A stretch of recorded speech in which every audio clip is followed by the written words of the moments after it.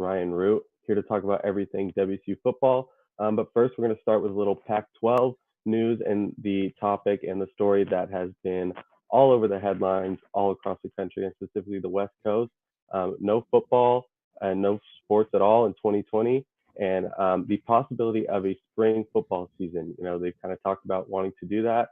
I don't think that's going to happen. I think it's a pipe dream. I think it's unrealistic, and I think it's going to be a while before we see Pac-12 football played. Well, Cody, I appreciate your insight and all, but I'll tell you why you're wrong. So spring football needs to happen, just plain and simple. WSU's been a football school for way too long, and we need a season to happen. We're dead last in the Power 5 for total revenue from our athletic department. Whichever way that we need to get a spring football season going, it needs to happen, plain and simple.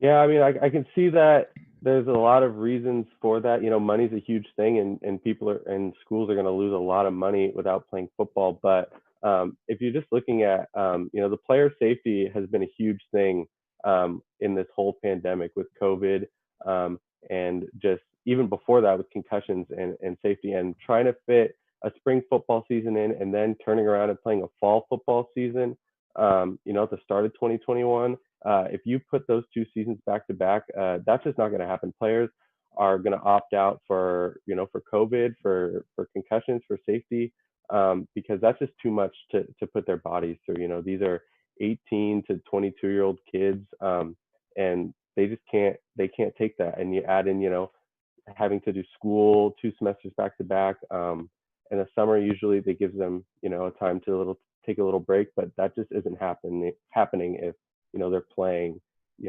20 games within a year.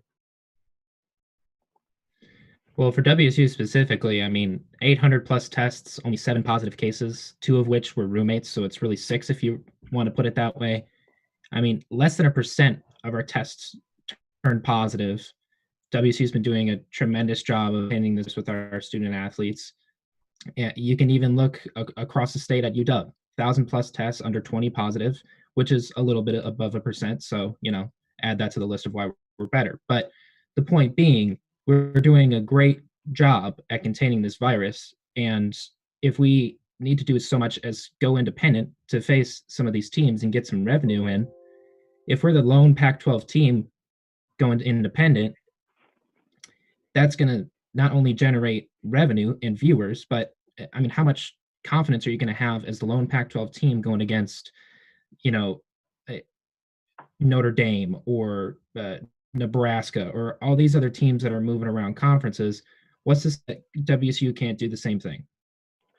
Yeah, and I think a lot of that hinges on what these other conferences want to do, because the only other Power 5 conference so far that has done the same thing the Pac-12 done is the Big Ten, and even they have some of those schools that are looking to kind of go outside, and the Ohio States and the Michigans and the Nebraskas are going to try to play in the fall because they don't want to have to sandwich 2 seasons back to back. So if you see the SEC and the ACC, which now Notre Dame is playing that schedule, and the Big 12 play, then there really is no I don't know what the market is for spring football if you have 3 of the top conferences already playing. If the national champion's already decided in January, then if the Pac-12 trots out there in March, then who really cares? Like, it's good for the money and it's good for the players, but playing after a championship's already decided, then what are you playing for? Like, sure, you can have a Pac-12 champion, but it's just going to be really weird, and there's going to be who knows who's watching. So we'll just have to see. And I get it.